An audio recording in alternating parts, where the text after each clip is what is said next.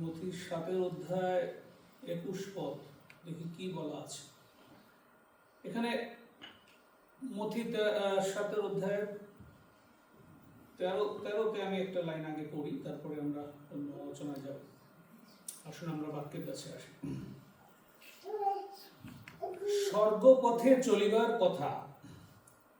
মথি 7 অধ্যায় 13 পদ।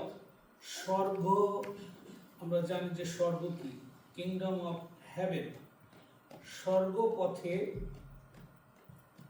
চলিবার কথা। সংকীর্ণ দ্বার দিয়া প্রবেশ করো, কেননা সর্বনাশে যাইবার পথ প্রশস্ত ও পথ পরিসর, এবং অনেকেই তাহা দিয়া প্রবেশ করে। কেননা জীবনে যাইবার দ্বার সংকীর্ণ ও পথ দুর্গম, এবং অল্প লোকেই তাহা পায়। আমেন। মানে আমাদের শেষ যাত্রা, আমাদের যে আসল ঠিকানা, এটা অল্পকাল আয়ু এখানে, তাই না? অনেকে শিশুর কালেই মারা যায়, অনেকে বৃদ্ধ বয়সে মারা যায়। কিন্তু এত অল্প সময়ের ভিতরে এত সুন্দর একটা পৃথিবীতে আমরা নানান জায়গা দেখতেছি, এবং সবসময় আমরা অনেক সময় সুন্দর জায়গায় গেলে আপ্লুত হই, ও কি সুন্দর এই পৃথিবী। কিন্তু অল্পকালের জন্য আমরা আসছি, এটা কেমন একটা বিষয়। এই 60-70 বছর বা 100 বছর, নাথিং। অল্প সময় এখানে পরীক্ষা দিয়ে পাশ করে আমাকে আমার আসল ঠিকানায় যাইতে হবে, স্বর্গপথে। এখন স্বর্গপথে যাওয়ার সময় অনেক বাধা আছে। সেই বাধাটা এখানে বলা হয়েছে যে সংকীর্ণ দ্বার দিয়ে প্রবেশ করো। মানে কি? সংকীর্ণ দ্বার দিয়ে প্রবেশ করা মানে হলো দুঃখ, কষ্ট, যন্ত্রণা, পরীক্ষা, এর ভিতর দিয়ে আমাকে যেতে হবে। এবং সহজ সরল পথ বলতে কিছু নেই। স্বর্গে যাবার জন্য সহজ সরল এবং খুব আরামদায়ক কোনো রাস্তা নাই, সেটা বাইবেল স্পষ্টভাবে আমাদেরকে বলে দিয়েছে। এখন এর কারণ হলে যিশু নিজে কয়েকটা কথা বলেছে, যেমন 21 পদে, যাহারা আমাকে, যিশু ডাইরেক্ট বলছে, যিশুর কথা, যাহারা আমাকে হে প্রভু বলে, তাহারা সকলেই যে স্বর্গরাজ্যে প্রবেশ করিতে পারিবে এমন নয়, কিন্তু যে ব্যক্তি আমার সর্বস্থ পিতার ইচ্ছা পালন করে সেই পারিবে। আমেন। এখন এই যে আমরা দেখতে পাই যে পৃথিবী কিন্তু খুব ভয়ঙ্কর জায়গা, এবং অনেক মণ্ডলী, অনেক ডিনোমিনেশন, এবং যিশু নিজে বলছে যে দেখো আমার নামে ওই দেখো প্রার্থনা করতেছে, ওই দেখো ভূত ছাড়াইতেছে, ওই দেখো কত কিছু করতেছে। কিন্তু যিশু বলছে যে এদের অনেকেই মৃত্যুর পরে স্বর্গে ঢোকার আগে যিশু বলবে আমি তোমাকে চিনি না।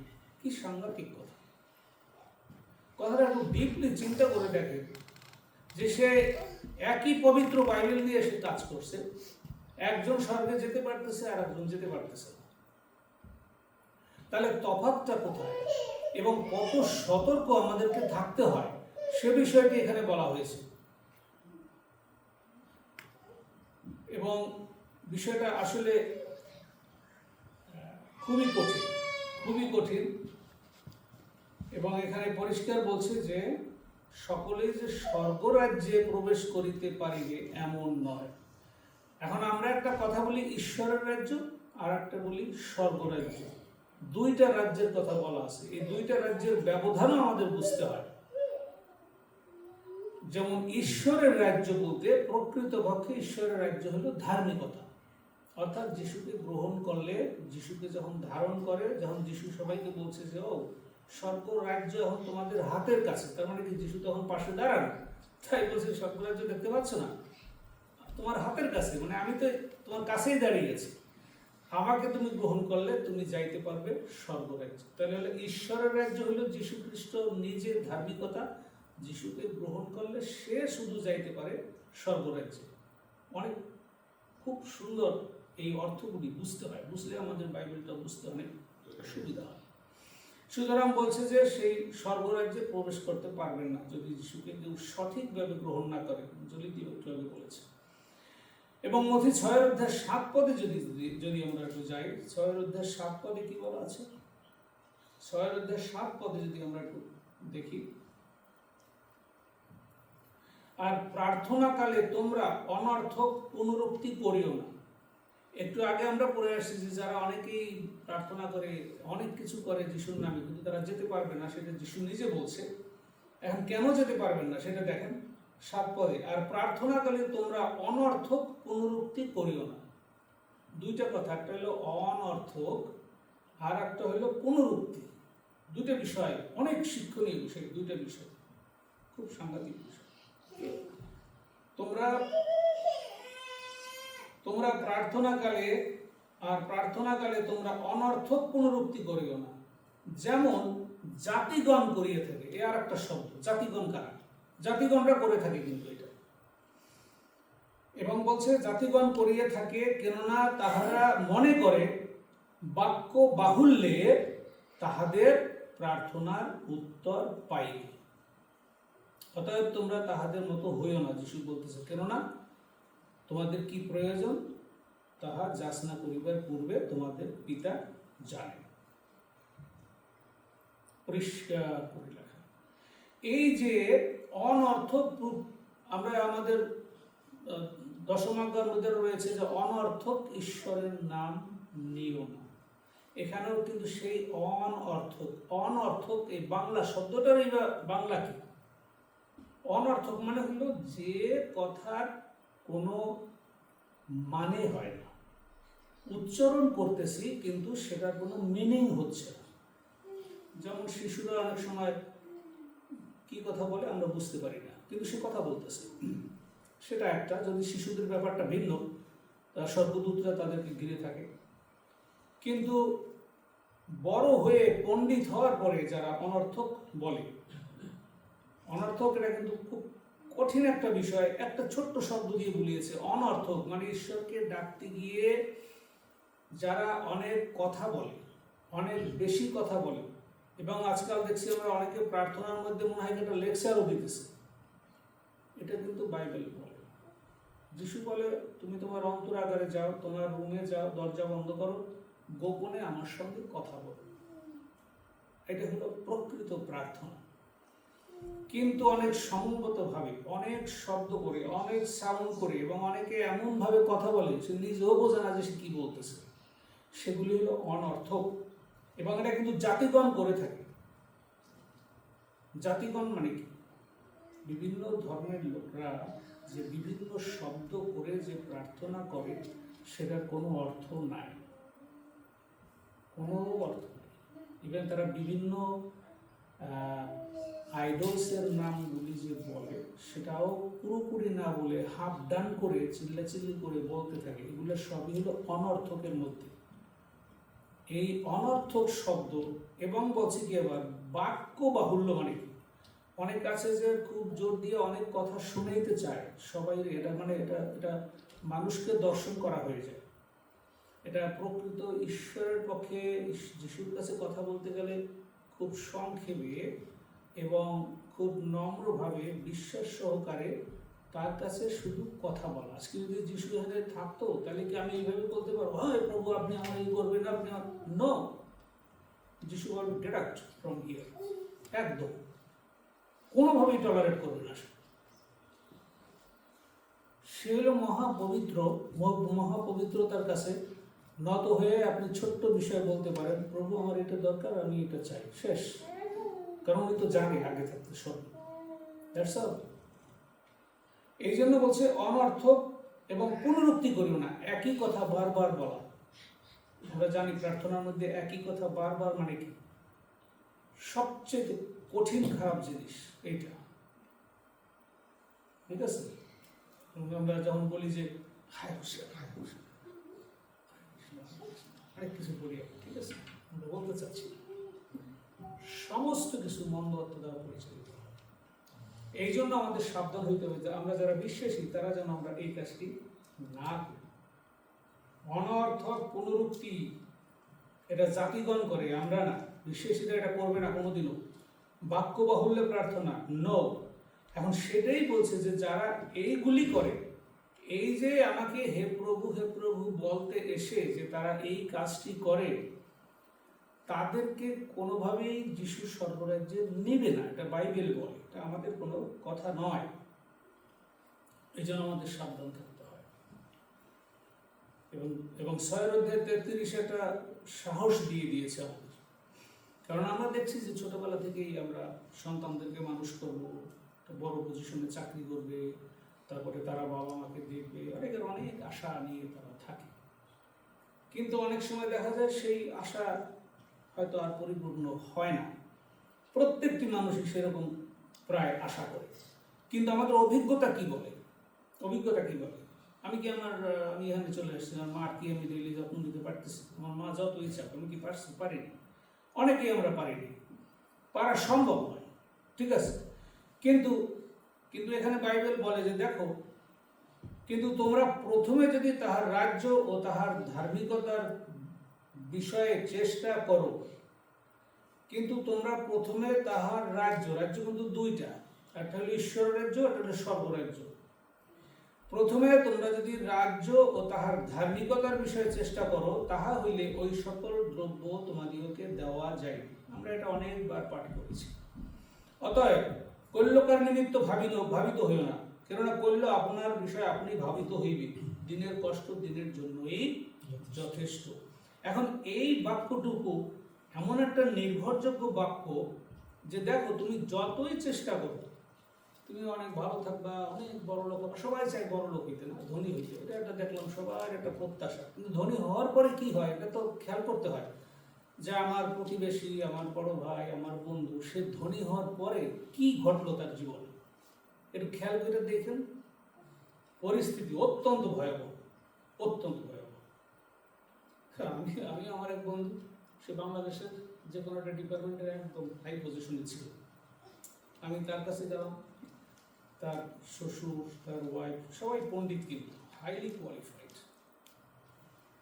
আমি তাদেরকে কিছুটা সুসমাচারের বিষয় দিয়ে একটা কথা বলার চেষ্টা করছি, কিন্তু তারা এগুলি শুনবে না, কারণ এত টাকা, এত পয়সা। কিন্তু দেখা গেল কি, যে ওই দুই ব্যক্তির সাথে কথা বলছি, 1 বছর না যাইতে দুইজনেই মারা গেল। So what? কি লাভ হইল তোমার? না তুমি চিকিৎসা করাইতে পারলে, চিকিৎসা যাও করছো, তাতেও কোনো লাভ হলো না, কিন্তু তোমাকে চলে যাইতে হবে। এখন যে যাবা কোথায়? তোমাকে তো এইখানে আসতে হবে। মানুষের ঠিকানা একটাই, এইখানে অল্প দিন আমরা বেঁচে আছি, সত্যি সত্যি, this is very very true. এবং এরপরে যদি স্বর্গরাজ্যে প্রবেশ করতে না পারি, এই যে এত পরিশ্রম করতেছে, সবই কিন্তু বৃথা হয়ে যাবে। এবং যিশু না বলে ওখানে গিয়ে যে তুইও তো হে প্রভু করছিস, কিন্তু তোর আমি একটা প্রার্থনা শুনবো, গেট আউট। তখন কি হবে? গেট আউটের মধ্যে যদি পড়ে যায়, তাহলে আমার এই জীবনের এই এত স্বপ্ন, এত পরিশ্রম কোথায় যাবে? কোনো কাজে লাগবে। এই জন্য যিশু নিজে বলে গেছে যে দেখো, প্রথমে যদি তোমরা আমার রাজ্যের বিষয়ে চেষ্টা না করো, ধার্মিকতা যদি ধারণ না করো, যিশুকে যদি গ্রহণ না করতে পারো, তাহলে কিন্তু সমস্যা কি? তাহলে আমি তোমাকে রাজ্যের গ্রহণ আমি তোমার নিতে পারবো। এখন আমরা একটা বিষয় আসি যে তাহলে এই যে হে প্রভু করতেছে, এরা কিসের নেশায়? এরা একই বাইবেলও ব্যবহার করতেছে, আবার যিশু তাদেরকে গ্রহণও করতেছে না। তাহলে এই মন্দ আত্মাটা কিরকম? এবার আমরা মন্দ আত্মার সম্বন্ধে একটা ধারণা নেই। মন্দ আত্মাকেও কিন্তু ঈশ্বরই ব্যবহার করে, সেটা আবার আমাদের জানতে হবে। মন্দ আত্মাকে ঈশ্বর কিন্তু ব্যবহার করে, ঠিক আছে, ব্যবহার করে, এবং একদম শেষে গিয়ে মন্দ আত্মাকে চিরকালের জন্য শেষ করে দিবে। ধরেন একটা উদাহরণস্বরূপ বলি, আমরা যাত্রা পুস্তক 7 অধ্যায় যদি যাই, আমরা দেখব যে ফরৌন রাজা কোনোভাবেই এই জিহুদি জাতিকে ছাড়তেছে না। তখন মসিকে পাঠিয়েল, মসি তুমি যাও তো, ফরৌন রাজাকে গিয়ে বলো যে আমি তো তোমাদেরকে মনোনীত করেছি, কিন্তু ফরৌন রাজা যেন তোমাদেরকে ছেড়ে দেয়। কিন্তু ফরৌন রাজা কোনোভাবেই ছাড়তেছে না। সেখানে যদি বাইবেল দেখেন যে কি সুন্দর একটা ব্যাপার, দেখেন যদি আমরা একটু স্মরণ করি, দশম আঘাতের 4টা আঘাতে যদি যাই আমরা, প্রথমে মসি ভয় দেওয়ার জন্য মসিকে ঈশ্বর একটা ক্ষমতা দিয়েছে, লাঠি, যে লাঠিটার মধ্যে এমন পাওয়ার দিয়ে দিলাম, তুমি বুঝবা যে আমি যে ঈশ্বর, আমি কে। মসি তাকে জিজ্ঞেস করছিল, তুমি কে চোখের ভিতরে কথা বলতেছো? আমাকে মানুষ কি করে বিশ্বাস করবে যে আমি তোমার দর্শন পেয়েছি এবং তোমার কাজ করব? কি নিশ্চয়তা আছে? যিশু তার একটা লাঠি দিয়েছে, সেই লাঠি কথা বলবে, যা করাবো তাই করবে। ঠিক আছে, ফরন রাজার কাছে গেল। ফরন রাজা আমাদেরকে ছেড়ে দেন, না ছাড়বো না। ফরন রাজা সাবধান, এই যে লাঠি দেখছে, লাঠিটা ফেললে পরে সাপ হয়ে গেল। ভালো করে খেয়াল করবে। এখন মসির সঙ্গে কথা বলার সময় ফরন রাজা করছে কি, তার যে জাদুবিদ্যা, যে মন্ত্রবিদ্যা, আমরা বাংলাদেশে, আমি নিজে উপস্থিত ছিলাম যে লোকেরা কিভাবে ভূত ছাড়ায়, আমার এখনো স্পষ্ট মনে আছে, অত্যন্ত ছোট কিন্তু একটু ভুলি নেই। তার মানে সেই জাদুবিদ্যা মন্ত্রবিদ্যারা ভূতকে এনে ভূতকে ছাড়ায়। ঠিক আছে, এটা আমার নিজের দেখা, সত্যি ছাড়াইতে পারছে তারা। তাহলে এক হইল যিশুও ভূত ছাড়ায়, আর মন্ত্রবিদ্যারাও কিন্তু ভূত ছাড়ায়। তফাৎটা কোথায় সেটা আমাদের বিশ্বাসীদেরকে জানতে হবে, অন্যরা জানবেন, আমাদের জানতে হবে। এখন যখন এটা সাপ হয়ে গেল, তখন ফরন ওই মন্ত্রবেত্তাদের মানে জাদুকরদের বলছে যে কি তোমরা বসে আছো কেন, বানাও সাপ। মসি বানাইছে একটা, ওরা বানাইছে কয়েকটা সাপ। এখন কেমন হইল? তা যখন কয়েকটা সাপ তারা বানাইতে পারছে, ওইখানের পরিবেশটা কিন্তু বুঝতে হবে। তখন কিন্তু অধিকাংশ লোক যারা ওখানে আরো অডিয়েন্স ছিল, তারা কিন্তু চলে গেছে মন্ত্রবেত্তাদের দলে, জাদুকরদের দলে। ও হয়তো তারা ক্লাব দিছে, উল্লাস করছে, হ্যাঁ মসি কি তোমার ঈশ্বর কি করলো। ওকে, আমি সংক্ষেপে বলতেছি। দ্বিতীয় অভিশাপ, মসি এইবারে লাঠি নিয়ে, হরণ রাজারে নিয়ে নদীর পাড়ে যাও। লাঠি যখন এই জলে স্পর্শ করবে, সমস্ত জল রক্ত হয়ে যাবে। ব্যাস, মসি গেল, লোকজন সেখানে গেল, জাদুকররা সেখানে গেল, মসজিদ ছিল, সব রক্ত হয়ে গেল। এখন তো খাইতে পারতেছে না কিছু, সমস্ত কিছুতে রক্ত। ডিপ টিউবওয়েলের পানিতেও রক্ত, এখানেও রক্ত। রক্তর ফলে অনেক মাছ মারা যাচ্ছে, গন্ধ, একটা মহামারী। এই অভিশাপগুলো কিন্তু এক একটা বড় বড় মহামারী। আমরা খুব সংক্ষেপে বলতেছি, কিন্তু সেইখানে যদি আমরা উপস্থিত থাকতাম তাহলে আমরা বুঝতে পারতাম যে মহামারী কাহাকে বলে। এখন জাদুকররা বললো যে তুমি রক্ত বানাইছো, আমরাও রক্ত বানাই দিব, তুমি আরো ভালো পানি আমরাও দিক থেকে আই না, রক্ত বানাই দিছে। এমন কি হইল? জাদুকররাও সেটা করে দিছে। তাহলে তাদের আনন্দ আরো বেড়ে গেছে। হ্যাঁ মসজিদ তুমি পারো না, সরি মসজিদ তুমি কি কাজটা করলো, তোমার ঈশ্বর তো ক্ষমতাবান না। তারা ব্যঙ্গ করলো। এইবারে মসজিদকে অর্ডার দিল, এইবারে তুমি ভেক মানে ব্যাঙের মতন ব্যাঙ, এইটা তৈরি করে দাও, সারা দেশে পড়ে যাবে, খাবার টেবিলে, খাবারের থালার মধ্যে পড়বে, মানে সব জায়গায় ব্যাঙের যন্ত্রণায় ঘুমাইতে পারবে না, কোনো জায়গায় যাইতে পারবে না। এই অভিশাপ ছেড়ে দিল। আর জাদুকরদেরকে ফরন রাজা অর্ডার দিছে, কি রে তোমরা পারবো না এটা বানাইতে? হ্যাঁ রাজামশাই পারবো, তো বানাও। তারাও ব্যাঙ বানাই দেখাই দিবে, আমরাও তো ব্যাঙ বানাইতে পারি, তুমি ব্যাঙ বানাইছো আমরাও তো বানাইতে পারি। তো তফাৎটা কোথায়? চার নম্বরে আসো। 4 নম্বরে এসে যত ধুলি আছে, ধুলিগুলি টিস্যু হবে। টিস্যু মানে হইল, ওটাকে বলা হয় লিসেস, মানে যোগ যোগ যোগ জাতীয়, যেটা রক্ত খায় এখানে পড়ে। আর একটা বলা হয় ইংলিশে, ওটাকে বলা হয়, আমরা বলি গরুর গায়ে যে ডাস বলে, ডাস পোকা, ওটাকে বলা হয় ন্যাটস, ইংলিশে বলা হয় ন্যাটস, GNATS, উচ্চারণটা হলো ন্যাটস। এখন এত ন্যাটস ওখানে হয়েছে যে এইখানে কামড়ায়, ওখানে কামড়ায়, মানে যন্ত্রণার কোনো শেষ নেই। আরেকটি মহা অভিশাপ এটি। এখন এই ডাস পোকার কারণে এই যোগ জাতীয় প্রকাশ কামড়ে ধরে রক্ত খায়। এখন এইটার যন্ত্রণায় অস্থির হয়ে গেছে সবাই। এইবারে ফরন রাজা বলছে যে এটা তো কোনো বিষয়ই না, বসি মন্ত্রবেত্তারা আসো, তোমরাও এই পিসু বানাই দাও, বাংলায় লেখা রয়েছে পিসু, তোমরা পিসু বানাও, এই নাটস বানাও। এখন মন্ত্রবেত্তারা বলতেছে যে আচ্ছা ঠিক আছে রাজা, এটা তো কোনো ব্যাপারই না, কিন্তু যখন বানাইতে গিয়া আর পারে না, পিসু আর বানাইতে পারলো না। এই দাস পোকা জাদুকররা বানাইতে পারলো না, কিন্তু বাইবেলে সেখানে কি লেখা আছে, কেন পারলো না? এইবারে জাদুকরদেরকে বা শয়তানদেরকে ঈশ্বরের সৃষ্টি ছাড়া কিছু নাই ইউনিভার্সের মধ্যে। এই নবমণ্ডলে সবকিছু সৃষ্টি ঈশ্বরের। এখন জাদুকররা ফরন রাজাকে বলতেছে, রাজামশাই এত সময় তো করছি, আমাদের একটা পাওয়ার ঈশ্বর দেয়, আমরা সেই পাওয়ার দিয়ে কাজ করতে পারি। কিন্তু যতটুকু আমাদের ক্ষমতা দেওয়া হয়েছে এর বাইরে আমরা কিচ্ছু করতে পারবো না। এই 3 নাম্বার পর্যন্ত আমরা পারছি ঠিকই, এই 4 নাম্বারে এসে বলছে যে ফরনরাজ এটা হলো ঈশ্বরের অঙ্গুলি, মানে ঈশ্বরের কাজ। আমরা ঈশ্বরের বিরুদ্ধে কিছু করতে পারি না। কিরকম মজার ব্যাপার! ঈশ্বরের যেটা কাজ, অঙ্গুলি মানে হলো ঈশ্বরের কাজ, ঈশ্বরের যে প্ল্যান, সেইটার বাহিরে কোনো কাজ করার ক্ষমতা আমাদেরকে ঈশ্বর দেয় না। তার মানে শয়তানকে কিছুটা পাওয়ার দেয়। ঠিক একইভাবে এই একই বাইবেল নিয়ে শয়তান কিন্তু পৃথিবীতে কাজ করতেছে, কিন্তু ওই 1 নাম্বার 2 নাম্বার 3 নাম্বার পর্যন্ত পারে সে, 4 নাম্বারে গিয়ে সে আর পারে। এখন ওই 3 নাম্বার পর্যন্ত যে পারছে সেটা দেখেই আমরা কত হয়ে যাই। তার দলেই কিন্তু বেশি লোক 3 নাম্বার পর্যন্ত যখন ওরা বানাইতে পারছে, সব লোক তাদের দলেই গেছে। এই জন্য বলছে যে সংকীর্ণ দ্বার দিয়ে প্রবেশ করো। It's not easy. তুমি পবিত্রতা না থাকলে তুমি ধরতে পারবে না এটা কোনটা শয়তানের কাজ, কোনটা ঈশ্বরের কাজ।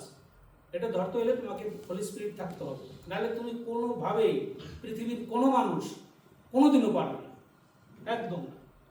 তাহলে আমরা বিভেদটা কি আমরা বুঝতে পারলাম ভালো করে, যে মন্ত্রবেদ দ্বারা এখন এসে বলছে যে ফরনরাজ এটা ঈশ্বরের কাজ এবং ঈশ্বরের পরিকল্পনা। এবং এই একই দশম আঘাত র্যাপচারের পরে 7 বছরে কিন্তু ফিরে আসবে, বুঝছেন? কিন্তু ফিরে আসবে, এটার নমুনা কিন্তু এখন শুরু হয়েছে, ঠিক আছে? এখন দেখেন কিভাবে ফিরে আসবে, শয়তান কি কাজ করতে হবে, শয়তানের ক্ষমতা কতটুকু দেখেন। এখন যদি আমরা এই যে আমরা পুরাতন নিয়মের জিনিস দেখলাম, যিশু এসে আমাদেরকে এই সতর্কতা করলো, এইবারে শেষ যুগে এই র্যাপচারের পরে 7 বছরে শয়তান কি করবে তার ছোট্ট একটা উদাহরণ আমরা দেখি। 7 বছরের যাতনার সময় কি হবে, আমরা প্রকাশিত বাক্যে যদি 11 যাই, সেখানে আমরা দেখব কি যে ওই সময় এই 7 বছর তো প্রচন্ড যুদ্ধ বিগ্রহ হবে এবং মহামারী আসবে, সারা পৃথিবীতে মহামারীতে ঢেকে যাবে। এবং প্রথম 7 বছরের প্রথম যেদিন র্যাপচার হবে তার পরের থেকে 7 বছর, অনেকে কিন্তু কথার ভুল ধরে বেশি।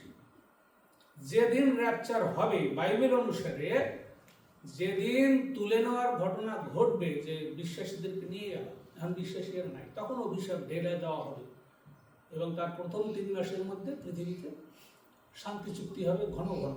ওই শান্তি চুক্তি যখন ভেঙে যাবে তখন 3য় বিশ্বযুদ্ধ হবে, তখন পৃথিবীর প্রচুর মানুষ মারা পড়বে, তারপরে অভিশাপ আসতে থাকবে, তারপরে একটা পর্যায়ে আস্তে আস্তে আস্তে আস্তে প্রায় 3.5 বছরের পরের ঘটনাটা কি, বা আর 2 বছর মাত্র বাকি আছে 7 বছরের, ওই সময়ের ঘটনাটা এরকম। ওই সময় কিন্তু মসি এবং এলিও আসতেছে, মসি এবং এলিও তারা জীবিত হয়ে আসতেছে, জীবিত হয়ে এসে তারা সেখানে প্রচারও করবে, তারা অনেক শক্তি দেখাবে, ঈশ্বরের শক্তি দেখাবে, ঠিক আছে? এবং 1,44,000 তারা আসতেছে ওখানে, তারা ওখানে এসে জিহুদি জাতিকে তারা প্রচার করবে, ঠিক করবে, এবং যারা উপরে যেতে পারলো না তাদের তো যাত না। এখন যে বিষয়টা আমি বলতে চাচ্ছি, শয়তানের বিষয়টা, সেখানে এলিও এবং মসিকে মানে ভয়ঙ্কর বিষয়, এটা আমাদের জানতে হবে যে ওইখানে এসে এখন যখন ওখানে তো নরক থেকে শয়তান ছেড়ে দেওয়া হবে, এবং একটা শয়তানকে ছেড়ে দেওয়া হবে স্পেশালি, যে এই যে মসি এবং এলিও আছে তাদেরকে মেরে ফেলার জন্য একটা শয়তান নরক থেকে বেরিয়ে আসবে। কি ভয়ঙ্কর কথা! নরক থেকে একটা শয়তান বেরিয়ে এসে এলিও এবং মসিকে মেরে ফেলবে। মারার পরে এখন সমস্ত লোক খুব উৎসব করবে, কোনো মাটি দেওয়া দেরি নাই, 3.5 দিন পর্যন্ত মাটি দেওয়া হবে না, ফেলে রাখা হবে, ডেড বডি ফেলে রাখা হবে। আর ওইটা নিয়ে তারা খুব আনন্দ করতেছে, গান করতেছে, একজন আর একজনকে উপহার দেয়, মানে এত আনন্দ করতেছে যে ঈশ্বরের লোকদেরকে আমরা মেরে ফেলছি। তারা মনে করছে বিশাল একটা বিজয় আমরা পেয়ে গেলাম। এলিও মসি জীবিত হয়ে আসবে, তাদেরকে শয়তান মেরে ফেলবে। এখন মেরে ফেলার পরে কি হবে আমরা এটা প্রকাশিত বাক্য 11 অধ্যায় আমরা পাবো, ঠিক আছে। এখন মেরে ফেলার পরে 3.5 দিন পর্যন্ত ওটা রাস্তায় ডেড বডি ফেলানো যেন সবাই সেটি দেখতে পায়। কিন্তু তারপরে কি হবে ঘটনা?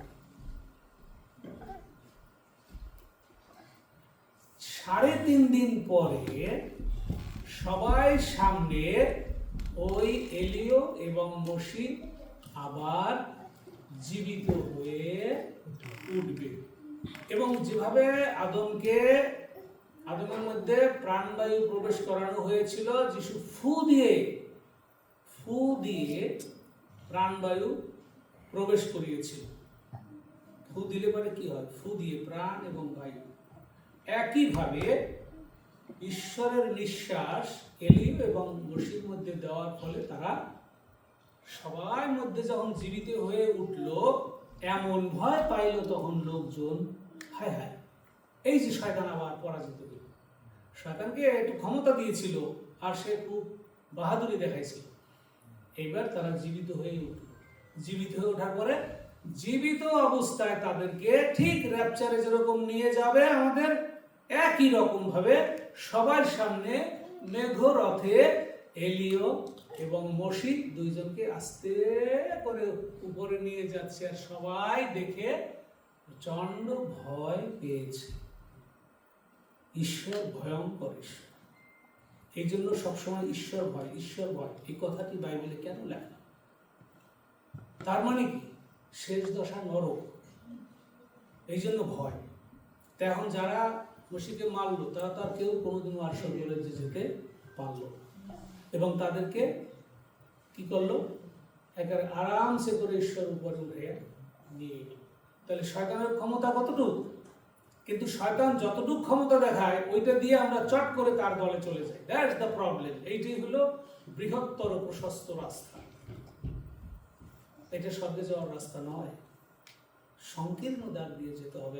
আমাদের যিশুর আত্মা দ্বারা মানে পরীক্ষা করতে হবে যে আমি ভালো জায়গায় আছি না খারাপ জায়গায় আছি, আমি কোথায় যাইতেছি সেটা কি ভালো নাকি মন্দ, আমরা যে কাজগুলি করতেছি সেটা কি ঈশ্বরের কাছে গ্রাহ্য হবে কি হবে না, এটা যিশুর আত্মা ছাড়া এটা বোঝা যায় না।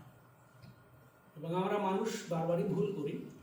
আমরা অনেক সময় প্রশস্ত রাস্তায় ঢুকে পড়ি। এই প্রশস্ত রাস্তা, চওড়া রাস্তায় কখনোই স্বর্গরাজ্যে যাওয়া যায় না। সুতরাং দুঃখ কষ্ট আমাদের থাকবে। এখানে যে কয়েকদিন আমরা থাকবো পৃথিবীতে, খুব আরাম করে যে বাঁচবো সেটা কোনোদিন সম্ভব না। এই জন্য বন্ধুগণ, আমি অনুরোধ করি যেন আমরা যিশুতে থাকি এবং সেই পবিত্র আত্মার যে আলো, মানে সেই 10 কুমারের যে তৈল, সেটা হলো পবিত্র আত্মা। সেই পবিত্র আত্মা যেন আমাদের ভিতরে থাকে। তাহা হইলে দেখা যাবে যে আমাদের কষ্ট হইলেও আমরা বেঁচে থাকবো, কষ্ট হইলেও আমাদের শেষ দশা নরকে নয়, শেষ দশা আমরা যিশুর কাছে যেতে পারব, তার স্বর্গীয় ধামে, এবং নতুন আকাশ নতুন পৃথিবীতে গিয়ে তার শ্রীমুখ আমরা দর্শন করব।